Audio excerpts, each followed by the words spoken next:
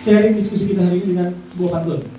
Nah, maaf pantun itu Pak Alam mau nggak nyambung. Tujuan sekolah kita harus terpandang, pembelajaran mendalam dipadu jadi solusinya. Sekalian mungkin di sini ada yang sudah tahu SMP saya, tapi mungkin juga ada yang belum tahu gitu ya. Infografis sekolah saya. Nah, jumlah guru pegawai itu kami hanya 10. Nah, jadi dengan dana bos yang terbatas, kami harus berpikir kreatif dalam mengelola sekolah. Nah, nanti saya akan coba cerita, sharing-sharing Bapak Ibu. Nanti mohon diberikan masukan mungkin untuk perbaikan sekolah saya di kemudian hari. Mohon izin tugasnya? Ya. Nah, ini tugas kita untuk OJT yang pertama. Kaitannya bagaimana menyusun PMT dikaitkan dengan tahap inquiry kolaboratif, yakni akses dan desain.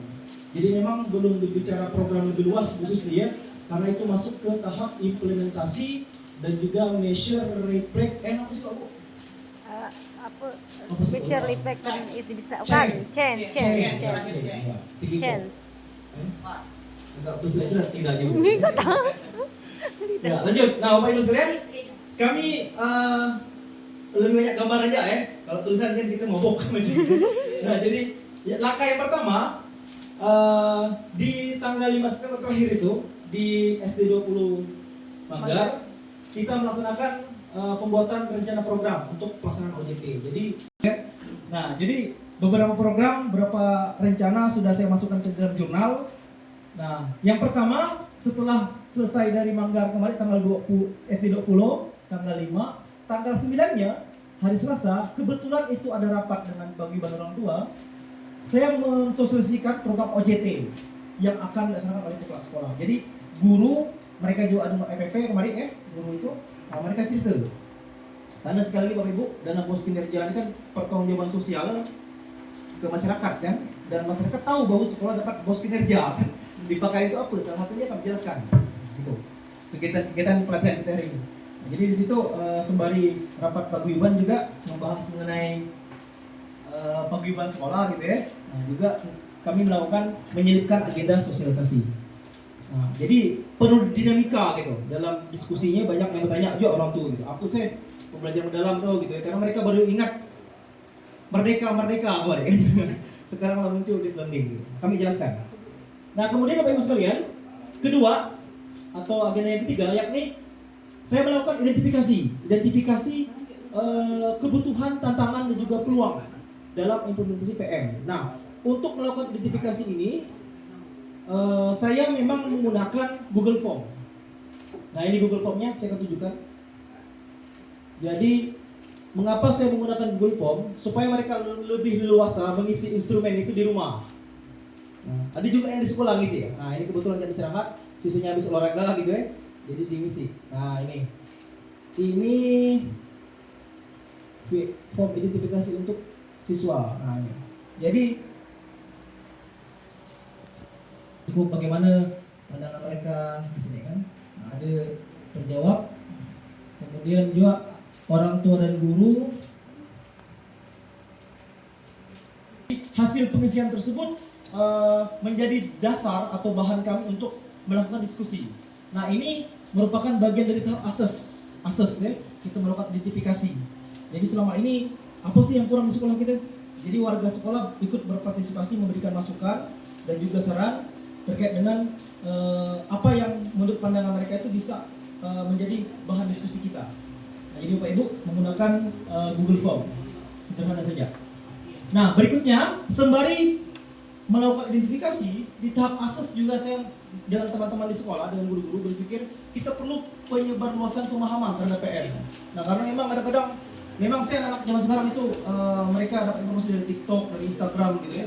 Tapi di sekolah juga harus ada ruang-ruang di mana mereka bisa membaca gitu terkait pembelajaran mendalam. Jadi membuat beberapa macam poster, kemudian papan seperti itu, papan infografis terkait dengan PM. Nah, jadi mereka sembari duduk-duduk di sekolah, belanja gitu, minum es gitu ya, mereka melihat gitu ya, oh PM itu apa sih? Apa ini prinsip toh BPM? Oh ini prinsip. Nah, jadi menyebarkan pemahaman gitu. Kemudian lanjut, nah penghibasan. Nah, mungkin Bapak Ibu juga melakukan di sekolah, saya rasa penghibasan kebetulan yang melakukan pembebasan itu bukan hanya saya, tapi guru-guru di sekolah saya juga melakukan pembebasan. Nah, untuk audiens peserta pembebasan itu adalah internal sekolah. Kami memang belum berani sampai membuka keluar sekolah. Yang paling penting adalah penguatan di dalam dulu, karena memang dari guru itu hanya 3 gitu ya. Nah, tentunya guru yang lain kan tidak ikut pelatihan, mereka juga berhak mendapatkan informasi ya, hasil dari pelatihan. Di situ banyak hal yang kami bahas, termasuk juga saya berdiskusi dengan Bu Kasil. Memang pelatihan kita ini kan pada akhirnya produknya kurikulum gitu ya. Jadi memang kurikulum SMP 3 sebenarnya sudah selesai, tapi karena pelatihan ini ada harus selaras dengan PM, maka harus dirubah. Dan itu sudah kami sampaikan ke pengawas Ibu STM kita. Nah, jadi Bapak Ibu sekalian, itu menyamakan persepsi terkait dengan PM ya. Jadi guru-guru sharing, saya juga sharing terkait apa yang saya pelajari selama PM. Dan memang setelah saya pelajari Bapak Ibu, ternyata tagihan kita dengan guru itu lebih berat guru Bapak Ibu. Benar ya? Guru tuh buat video, ngajar. Kemudian lebih berat lah gitu. Aku berpikir gitu, aku kan jujur ya, karena aku ini kan hybrid, setengah guru, setengah kepala sekolah gitu, belum jelas gitu ya. Nah, jadi mendengar penjelasan mereka, kelakar mereka tuh, wah, jauh nyaman kelas kepala sekolah, lebih ringan gitu ya. Aku berpikir gitu ya, kalau guru kan ngeri ya gitu ya, agak streng lah gitu ya. Nah, tapi sekali lagi, alhamdulillah lah kita dapat hasil yang nyaman. Tepuk tangan dong untuk hasil ini. Ibu, lanjut. Nah, berikutnya masuk ke tahap desain. Nah, tahap desain ini kita merancang strategi hasil dari identifikasi tadi, assess, kami dapatkan kembali di sekolah. Jadi merancang apa-apa yang menjadi usulan atau masukan, pandangan siswa, orang tua dan juga guru menjadi bahan untuk kami menyusun visi misi dan tujuan sekolah. Nah, saya akan coba tunjukkan visi misi dan tujuan sekolah hasil dari kami melakukan merancang strategi tersebut. Ini dia.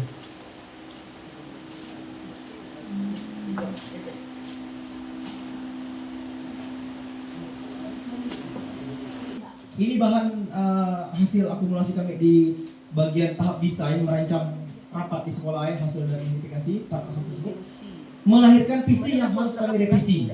Nah, jadi visi SMP 3 Kelapa Kapit memang di kurikulum yang saya buat kemarin itu sebelum akan revisi ini saya mengadopsi visi yang dibuat oleh Pak Ardi Sabara, karena memang kami rasa masih relevan gitu ya, tidak perlu berubah gitu. Tapi setelah mengikuti PM, salah satu materi asinkronus 3 itu ya, visi itu harus reliable, harus sesuai dengan kemampuan, harus sesuai dengan kebutuhan. Jadi salah satunya yang berubah itu adalah berwawasan global. Wawasan global itu terlalu luas gitu. Indikator untuk mengukurnya agak sulit. Wawasan global, apa? Mampu bahasa Inggris, apakah mungkin siswa semua pandai bahasa Inggris? Guru aja banyak pandai. Ya, kita kalau nak nyuruh siswa kita harus pandai dulu kan. Nah, jadi saya rubah Bu. Jadi visinya hanya sedikit saya rubah dari versi kelas sekolah yang lalu menjadi terwujudnya peserta didik yang berkarakter, berprestasi, berbudaya kolaboratif, dan peduli lingkungan. Nah, jadi mengapa ada bahasa wawasan global diganti dengan berbudaya kolaboratif? Karena memang selama ini sekolah KWN kolaborasi lah enggak? Karena duit enggak ada Pak soalnya. Jadi harus pandai jadi marketing di situ. Harus pandai jadi marketing, mengandalkan dana bos. Nah, yang diganti ini. Dana diganti kan? Gratis. DPR. Saya gitu. Nah, Dimensi profil. nantilah Bapak Ibu ke sekolah biar tahu ya gimana kami berijo gitu ya. Karena sekarang ngeri sedap, kepala sekolah ditawari dana rapid gitu ya. Mungkin Usumi ditawari juga dana rapid. Kemarin aku nyebut belum siap karena aku PLT gitu kan. Jadi Bu Zani berpikir juga kan untuk mengiyakan. Nah, jadi Bapak Ibu sekalian, visi tersebut saya jabarkan ke misi. Nah, dengan teman-teman kami jabarkan ke misi. Untuk berkarakter, menguatkan pendidikan karakter, itu adalah misinya. Tujuannya terbentuknya peserta didik yang beriman, bertakwa, berdisiplin, dan peduli sosial. Nah, itu saya mungkin normatif lah ya, umum ya. Saya rasa di tempat Bapak Ibu juga sama. Indikator ketercapaiannya, harapan kami lebih dari 90 siswa disiplin, jujur religius. Nah, dan juga salah satunya melalui kegiatan penugasan rutin berjalan. Ini 7 KIH. Nah, jadi memang kalau kita menelisik 7 KIH itu membentuk karakter sebenarnya 7 KIH itu kan. Kemudian untuk programnya, program yang sudah jalan itu jelas kegiatan KIH ya. Itu saya rasa semua sekolah juga sudah berjalan. Kemudian ada ekstrakurikuler keagamaan, doa literasi pagi, dan kebiasaan yang lain. Nah, untuk kebiasaan itu kita di sekolah ada program seperti program Sapa Mentari. Sapa Mentari itu salam pagi mengekspresikan kondisi diri. Nanti di OJT kedua nanti kita akan diskusikan. Nanti Bapak Ibu memberi masukan ya, program yang akan dijalankan di sekolah.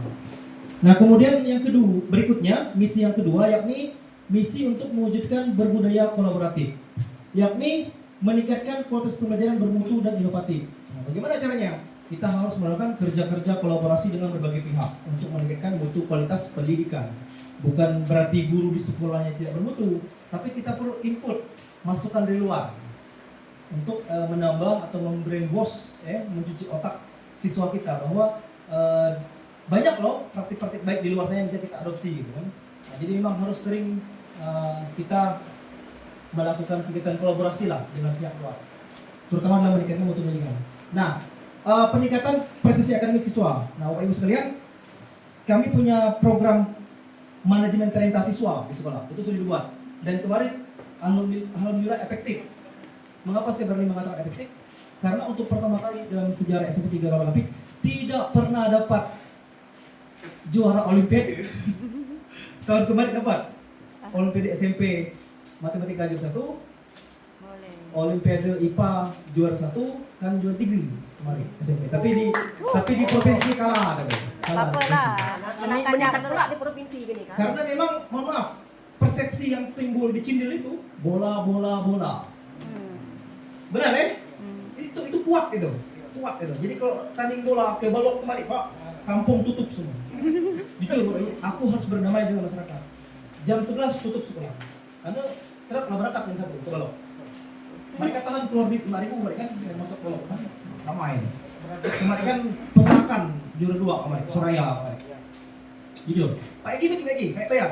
Oh, enggak apa. Ternyata kemampuan akademik pun jika diarahkan bisa. Meskipun di kampung gitu. Karena memang kami itu sama kayak Pak Andre lah, Afrika aja itu. Afrika. Jauh lah dibanding sekolah Bapak Ibu. Saya rasa sekolah Bapak Ibu lebih established lah, lebih mapan gitu ya. Nah, itu yang kedua. Lebih inklusif. ABK. Lebih inklusif dengan ABK lah. Nah, itu misi yang kedua. Nah, kemudian juga rapor pendidikan konsisten meningkat. Nah, alhamdulillah sejak 2024 dan 2025, 2 tahun betul-betul kami dapat bos kinerja. Dari zaman Pak Ardi Sabara kemarin itu hijau semua, sampai zaman sekarang 2025 hijau semua. Jadi sudah 2 tahun dapat bos kinerja. Hanya mungkin Bapak Ibu ngerasakan juga gitu ya, bos kinerja tahun kemarin jauh lebih nyaman. Tidak banyak diatur gitu ya. Nyaman gitu ya. Nyaman gitu. Nah, jadi tahun ini kita lah berjuang ANBK nilai bagus. Jangan rekam kita untuk menyaring ini. Bahkan kemarin bendahara nyebut, Pak, ini harus digeser Pak, kata untuk aku kan transport berubah ya. Tapi lah dikunci dari Bu Betty, kata kepala sekolah tuh dia bos sekolah kecil, adanya bos kerja banyak bisa apa-apa. Buat event, lomba, beli barang, jujur aja. Alat-alat. Tahun kemarin kami dapat ahli speaker, kemudian ada melalui perangkat apa kok. Rapatkan dari hasil identifikasi yakni menumbuhkan budaya kolaboratif. Nah, 80% siswa aktif dalam kerja kelompok atau OSIS dan minimal 2 program kolaborasi tiap tahun. Nah, jadi mungkin ini saya normatif juga ya, di semua sekolah kan ada proyek kokurikuler ya. Itu kan proyek yang macam P5 lah, itu kolaborasi. Jadi kami tidak muluk-muluk, 2 tahun itu harus ada proyek kolaborasi. Nah, dan yang terakhir kami untuk proyek kolaborasi dalam waktu dekatnya ada dengan Koperasi Sawit. Tapi bukan sawit kan? Ya, budidaya menanam apa namanya? Pisang. Karena memang lahan kritis kan. Di sana kan Padangan ya, daerah sekolah kami itu Padangan. Jadi kita coba untuk dicoba buat ya, itu ada rencananya. Ya, berikutnya Bapak Ibu, misi keempat yakni mengembangkan prestasi sesuai minat bakat. Nah, kami juga berusaha Bapak Ibu mengembangkan prestasi sesuai dengan minat bakat. Hanya memang harus diakui untuk FL3SN, untuk O2SN memang kami ngikut kerap tapi tidak pernah mendapat podium gitu ya, belum sampai. Itu PR yang masih harus kami benahi di sekolah. Cabangnya ini tentu dari pemerintah, karena namanya tidak kena. Betul Pak. Di kampung. Di situ tuh sifat kan kepedulian terhadap lingkungan hidup. Nah ini mungkin juga normatif sama seperti Bapak Ibu. Terwujudnya sekolah peduli lingkungan berkelanjutan. Nah untuk sekedar informasi, kemarin kami sudah di SMP Kapit sudah bekerjasama dengan Aqua Lestari Indonesia, Aqua Official. Itu terkait dengan pengelolaan sampah botol plastik. Kebetulan di sekolah itu jujur aja, meskipun kami sekolah binaan BPOM, tapi BPOM ini bijak gitu ya. Mereka tidak langsung nebas, tidak buang plastik. Mereka bertahap. Jadi kami memang tidak semua jajak basah gitu. Ada yang plastik. Nah, jadi nyaman Pak BPOM, Pak alhamdulillah mereka ngerti gitu kan. Kalau ikut standar umum kan tidak buang plastik kan lagi ya. Jadi kami masih membeli. Jadi di sekolah itu ada aku betul Pak. Aku betul yang kecil kan. Nah, itu kan harga sekitar 3.000 ya. Nah, jadi kemarin waktu karnaval kan di Kampit itu kan karena banyak protes karnaval harus tidak mau banyak ngeluar duit gitu ya. Jadi akhirnya Pak Camat membuat aturan karnaval harus pakai barang bekas. Nah, SMP kami seperti Kampit kemarin buatlah konsep itu. Jadi baju pakai koran, ada yang pakai plastik, tapi dibuat gitu, baju adat gitu kan, misalnya atau baju gaun-gaun gitu. Dan ornamen gede ya, sampai buat rumah botol. Kebetulan orang tua itu buat dari botol aqua.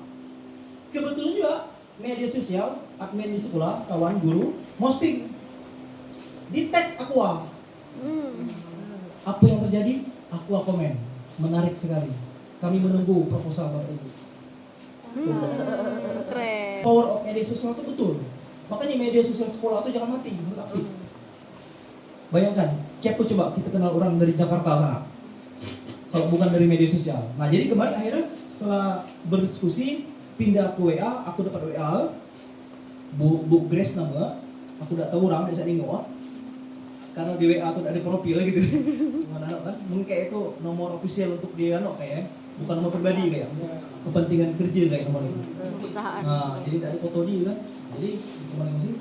Oke lah Pak, buat aja Pak dulu Pak program inisiatif. Nanti aku coba sampaikan ke atasan. Nah, jadi rumah botol itu sekarang kita jadikan bank sampah. Bank sampah untuk ngumpulin botol-botol atau apa. Tapi nanti proposal aku kirim kembali ke Jakarta dan ngirimnya ada fisik, file aja PDF. Kirim ke beliau. Nah, jadi kata beliau masuk pulau ini. Mika berbuat dulu lah, kini aku ngawal lah. Nah jadi inilah jalan sekitar pasca karnaval lah ya, sekitar sebulanan. Jadi anak-anak tuh ngomong sampah di situ. Nah nanti salah satu ada paket pelatihan dalam program itu, paket mengelola sampah jadi produk, macam kita dulu lantai 5 ekobrik kayak gitu kan. Nah, jadi mereka tuh ingin menjadikan sekolah model juga, bagaimana sekolah model berkelanjutan dalam pengolahan sampah. Karena memang Bapak Ibu di sekolah saya itu sampah belum dicacah, masih dibakar. Kadang-kadang isak api langlarak gitu, tinggi. Mobil PT datang. Mobil PT pemadam datang kan? Orang PT ngomong, "Pak, ikannya bahaya, Pak." Karena tidak jauh dari sekolah berapa kilometer PT. Ngantul. Kemudian yang keenam, memanfaatkan TIK secara bijak. Nah, jadi memang di sekolah kami anak-anak itu boleh menggunakan handphone. Bahkan UTS ini sudah dari zaman Pak Ardi Sabara kemarin lah. Aku PLT itu langsung 9 bulan, belum 2 tahun. Ya hampir 3 tahun, 4 tahun lah. Kami PTS tidak pernah menggunakan kertas, paperless. Mungkin alasannya klasik Bapak Ibu. Bukan bahasa sok-sok naik kan. Dak berduit. Sekolah ada berduit. Makanya nak PTS dari duit kertas. Kata TU, sekertas lah Pak, kita kan setoran soal itu kan lumayan tuh, sekali sekitar soal kan sekian juta kan. Nah, sekolah saja karena aku itu tuh canggih ya Ibu. Jadi dia sudah ada semacam AI dibuat gitu daripada Gojek itu bisa buat RP jadi. Sama apa? Benar Pak? RPP. Iya macam ChatGPT tapi Iya, versi ChatGPT. semacam. ChatGPT memang ada jarak dari Enggak, yang display kamu tuh lah AI sendiri, Bu. Kami AI sendiri betul. Iya. Bukan ChatGPT bukan. Nah, jadi aku dengan kawan, kau belajar yang bagus, Bro. Kalau kita praktekkan sebelum itu. Kita belajar buat aplikasi juga. Nah, jadi kami enak ke depannya sistem buku nilai harian terintegrasi dengan yang nilai hari apa namanya? Dengan penilaian. Jadi tidak penting lagi harus nyetak buku nilai apa semacam kan. Jadi bila perlu itulah nyambung ke apa namanya? Ke raport. Mempermudah gawe kita juga. Landak ke zaman lah kita pustakaan lagi sekarang tuh. Lah harus mulai transformasi lah ke arah digital ya. Nah, jadi aku berdua kawan pelajarlah coding dengan sebaik-baiknya. Kita coba nanti untuk terapkan. Karena itu aku lihat yang saya amal itu nyaman gitu. Ini macam Gemini lah, ya, atau ChatGPT. Nah, program membuat website atau media, classroom gitu kan. Dan yang terakhir isinya yakni ini, mewujudkan suasana sekolah aman, nyaman, inklusif dan menyenangkan. Nah, Bapak Ibu tidak bisa saya sedikit hasil presentasi saya. Mohon maaf jika dalam penyampaian terdapat kekurangan, kesalahan. Tentunya saya rasa masih banyak kekurangan Bapak Ibu karena memang kami dinamis, kami terus bertumbuh.